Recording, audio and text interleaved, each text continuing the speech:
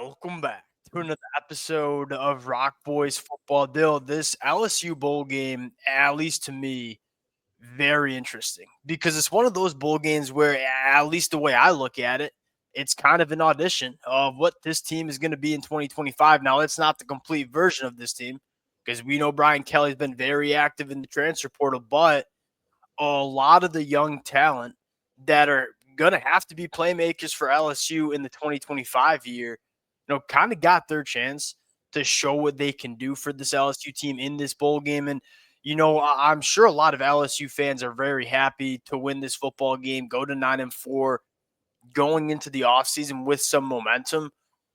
I think the bigger storylines are how some of this young talent looked. And on the offensive side of the football, specifically the offensive line, I think you have to be really impressed for a couple of different reasons. One, LSU physically looked very solid on the offensive line. You look at a guy like Tyree Adams at left tackle, I suddenly feel quite confident that this LSU offensive line is going to be damn good in 2025. But the communication for some of the young guys too, guys like Cohen Eccles, guys like Tyree Adams, Dave Aranda. Look, LSU fans know Dave Aranda is going to throw a lot of different looks, a lot of different games up there in the front seven.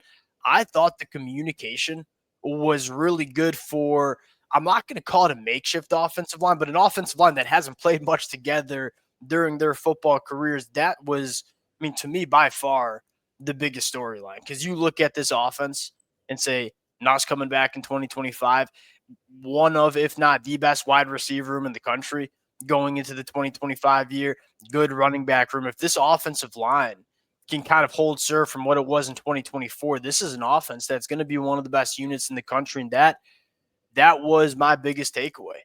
This LSU offense is going to be really damn good in 2025. And I think the big storyline heading into 2025 is how good can we get this defense to be? And you've hammered the transfer portal, but I thought there were still some concerns we got to talk about. Now, before we get into it, as always, to the LSU fans, it's been really fun talking this team the last couple of weeks. One of, if not the most aggressive team in the transfer portal over the last couple of weeks. The amount of support y'all continue to show to the fellas, been amazing. Can't thank you guys enough. If y'all do enjoy the content, consider subscribing to the channel. Dill, it's January 1st, 2025. Let's start with the positives. LSU's offense, what stood out to you heading into the 2025 year?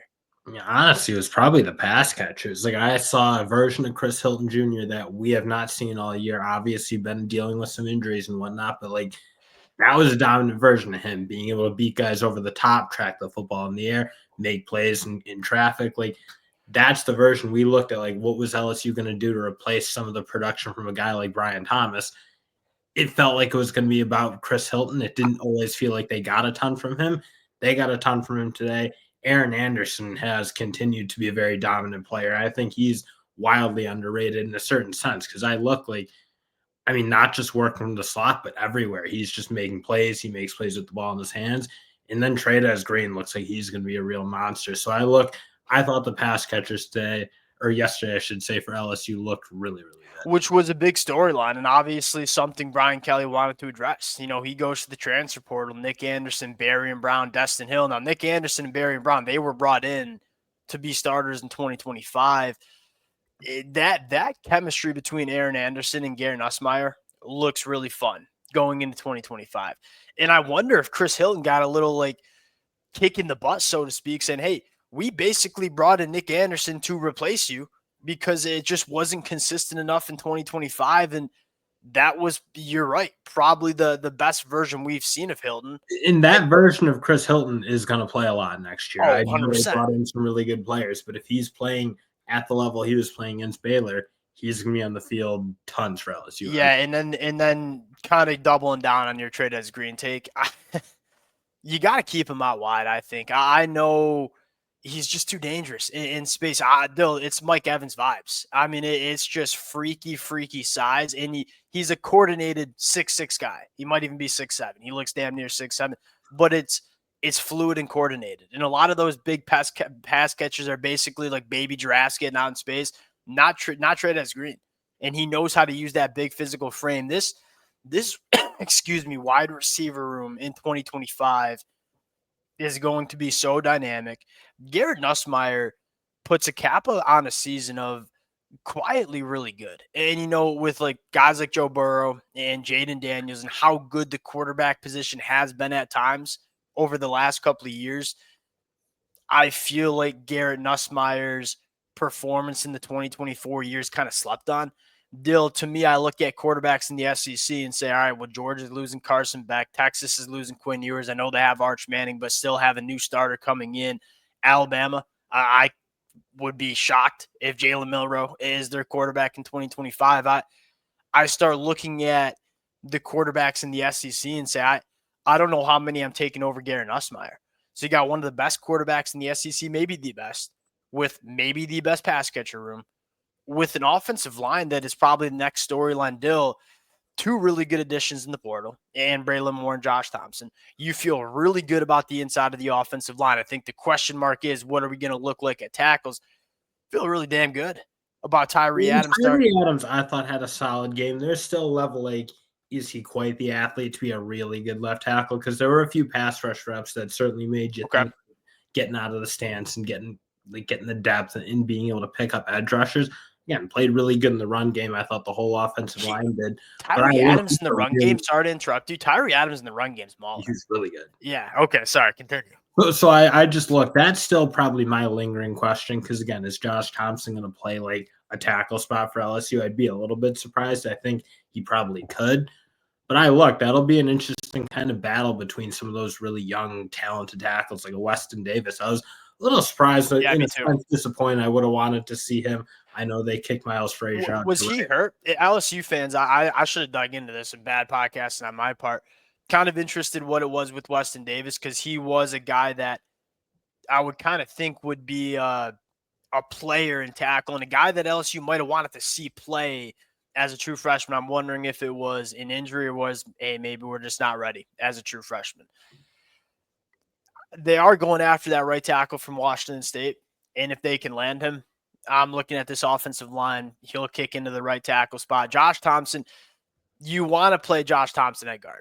Again, I think he can play tackle, but his best position is very, very clearly guard. But what's going to be interesting is like Bordelon, I thought played really good. Mubanga is going to be an interesting player. Cohen Eccles was awesome. He probably was the best looking of those young interior guys playing. So that's me. The only thing with Josh Thompson is like, do you want to leave a Cohen Eccles or a Bordelon? Like some of those guys who, again, I thought looked awesome. A Mubanga on the bench. Like, again, it'll be interesting to see how LSU handles this offensive line room. I think you certainly it's talented enough to put a really good unit on the field next year.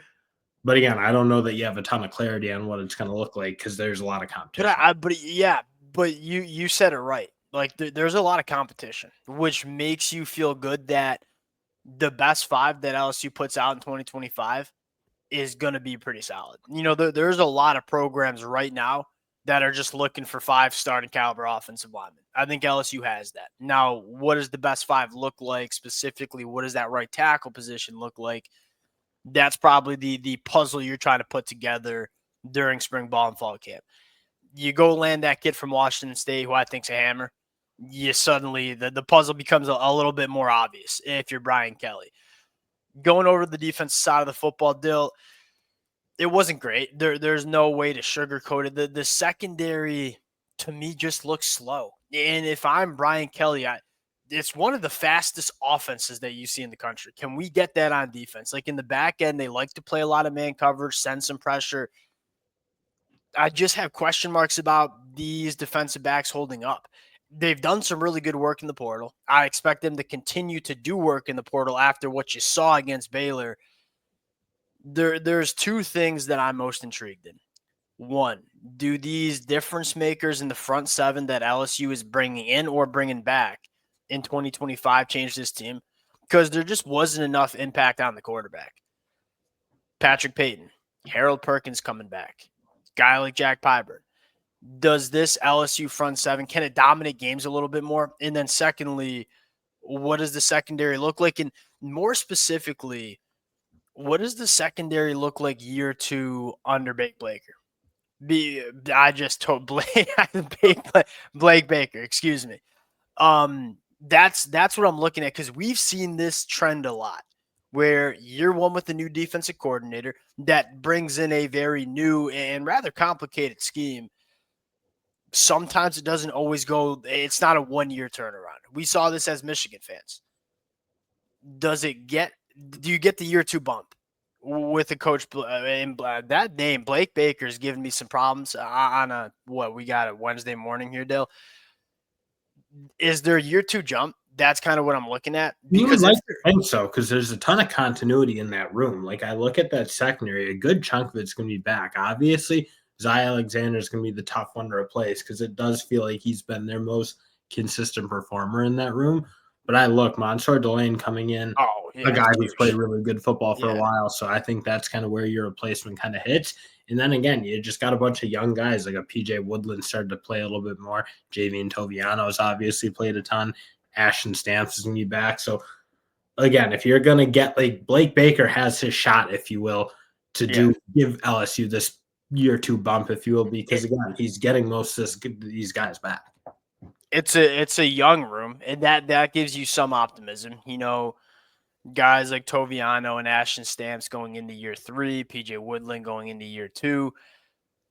Do they take that jump is the question. And Dill, the thing with LSU and the way I look at this team is it doesn't need to be a top 10 defense in the country for this team to be a very dangerous team in the college football playoffs.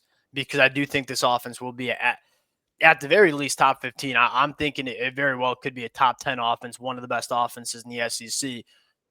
Can we get this defense to a spot where it's good enough to complement an offense that I think is going to be very good? And it has gotten better. And I think you're getting some dudes that give you a chance to be good enough. Now it's got to come together in the offseason. That's kind of what I have. Excited for this team and excited to see what they finish out with in the transfer portal. I would not be surprised to see one more defensive back, potentially a right tackle coming in. There's a lot of boxes that are checked, and the boxes that are checked, they're at some pretty damn important positions. Now, can you fill in the rest of this roster? We'll get out of there on that. Appreciate you guys rocking with it. If y'all do enjoy the content, consider subscribing to the channel. We'll talk to y'all later. Peace.